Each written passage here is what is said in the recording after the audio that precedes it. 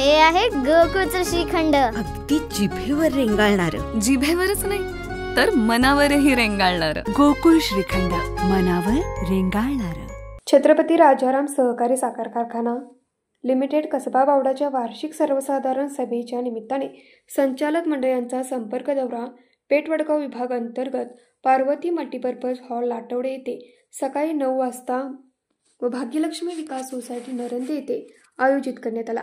यावेळी कारखान्याचे माजी चेअरमन व विद्यमान संचालक दिलीप पाटील, संचालक शिवाजीराव पाटील, सर्जेराव भंडारी, सुरेश तांडगे, ॲडव्होकेट अमित साजनकर तसेच कारखान्याचे माजी संचालक यांच्यासह विविध क्षेत्रातील मान्यवर व पदाधिकारी उपस्थित होते. यावेळी शेतकऱ्यांनी विचारलेल्या प्रश्नावर व कारखान्याच्या एकंदरीत कामकाजाबद्दल सभासद व संचालक मंडळ यांची सविस्तर चर्चा झाली. दिनांक 29 सप्टेंबर रोजी वार्षिक सर्वसाधारण सभेस उपस्थित राहण्याबाबत माजी चेअरमन दिलीप पाटील यांनी सभासदांना आवाहन केले. शेतकऱ्यांच्या सर्व प्रश्नांवर शिवाजी पाटील यांनी विषयानुसार सखोल मार्गदर्शन करत समर्पक उत्तर दिली. त्याचप्रमाणे कारखान्याचे विस्तारीकरण व त्यामुळे पुढील काळात कारखान्याच्या कामकाजामध्ये होऊ शकणारे सकारात्मक बदल याबाबत सभासदांशी खुलेपणाने चर्चा करण्यात आली.